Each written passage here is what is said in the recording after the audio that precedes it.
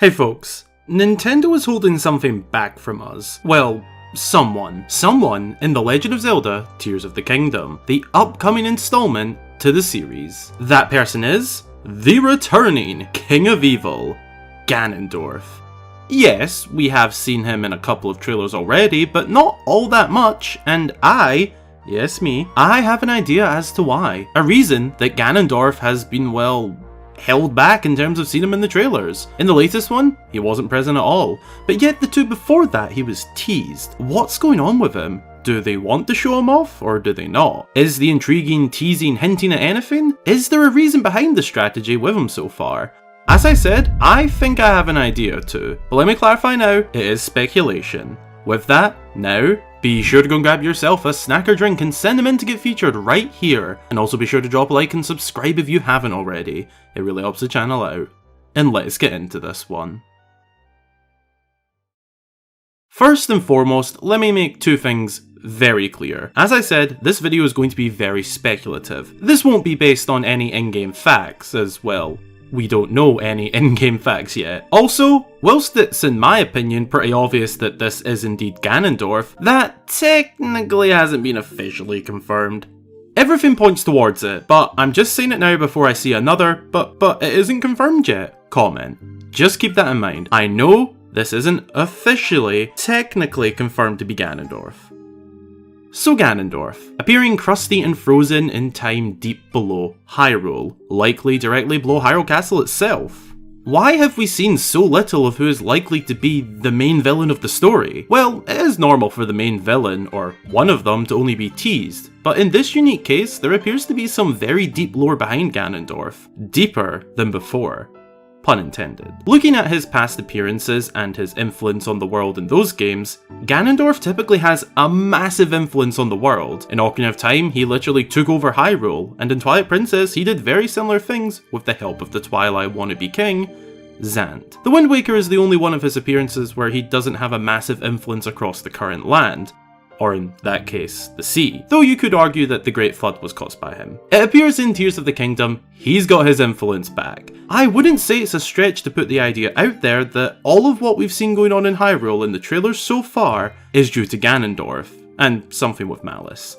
In relation to Ganondorf. The castle rising, Death Mountain bursting with malice, and probably the big storm seen in the official game artwork. Now, that's normal enough for this guy. Like I already mentioned, he's literally taken over the entire kingdom and made it his own before, with very visible effects.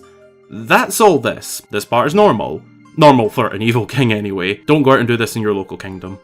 Anyway, I believe that a huge storyline is in store for us with Ganondorf, much bigger than anything before. I think that Nintendo are holding this back for a huge reveal in the form of the next trailer to reveal a lot more. This is bigger than his false alliance to the king in Ocarina of Time, and far bigger than teaming up with Zant to infect the kingdom in shadowy matter. This is Zelda endgame levels of big. Like I said, taking over the land is normal for this hunk. It's a thing, but whatever is going on with the Sky Islands is a bit far for him. What on earth has he done this time to cause all of these islands to appear? It's as if he's triggered something within deep lore and history to cause this phenomenon. This isn't normal by any means for Zelda standards if you ask me. We've seen structures in the sky before, yes, but those were standalone and always there to our knowledge, and not in relation to Ganondorf directly. These islands are appearing in an already existing iteration of Hyrule, and apparently after something's triggered with Ganondorf. The only answer I can see for this is something to do with Ganondorf, on top of his usual takeover shenanigans going on. I've heard the idea of a timeline reset or something massively lore changing happening in this game, breaking the already complicated timeline or moving very far ahead of it. Could all of Ganondorf's shenanigans going on be a part of those theories? I think so. Not necessarily those exact theories, but the idea of a major event in Zelda history taking place in relation to the islands, definitely. Hyrule doesn't just go back to normal after all of this.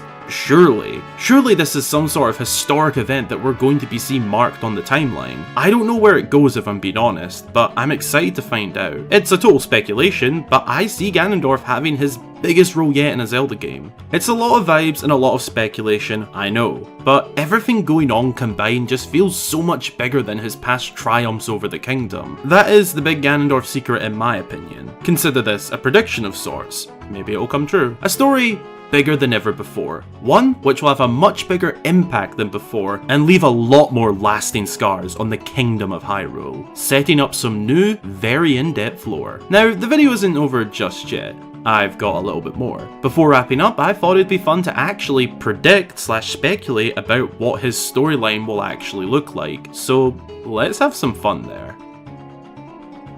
Speaking about his storyline chronologically, I feel that the first part we learn will actually be in the form of a flashback cutscene taking place fairly early in the game. I chop and change with this a lot, but currently I'm thinking that we will start the game in the sky and slowly have to figure out what's going on. I predict that in the early stages we are shown a flashback cutscene to everything going on in this first trailer and more. Finding Ganondorf, activating or triggering something, and then shit going down. We'd then see everything going on above, such as the castle rising, Death Mountain brewing, and the storm, or storms. Also then the beginning of the islands showing up, right after whatever triggered. End of cutscene.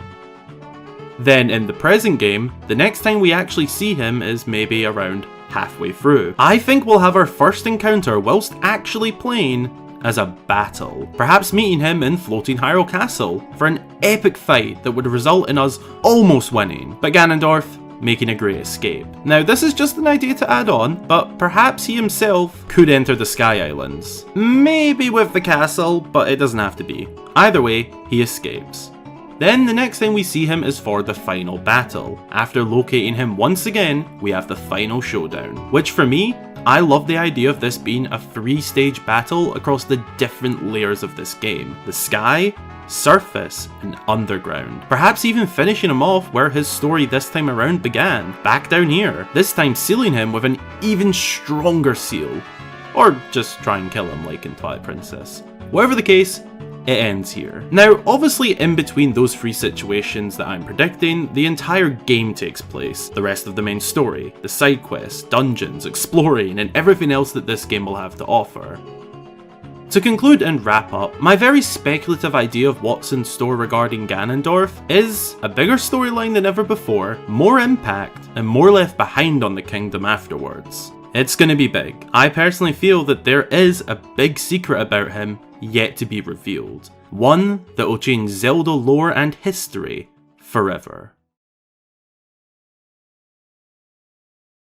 That is my speculation and prediction, I guess, on our favourite King of Evil regarding this next Zelda installment. The highly anticipated sequel is very close to being released. It's gonna feel like another 6 years, but honestly, it's just a few months. A new trailer, and possibly more, is likely to drop this month, and I talked a lot about that in a recent video, which you can check out via the link below. I appreciate you all, and as always, be sure to drop a wee like down below if you enjoyed, and also consider subscribing for more fabulous Zelda content. Both would make my day. Follow my socials linked below to keep up to date, and as always, a huge, massive, amazing shout out goes to all of my channel supporters. Thanks a ton. Your support really helps me to make these videos week in, week out, all month long, 365 days a year. If you'd like to join them and get yourself a shout out upon joining, and your name at the end of every video, then consider supporting via the links below. Thanks for watching. I hope you all have an amazing day or night, and until the next time, I've been Hyrule Gamer.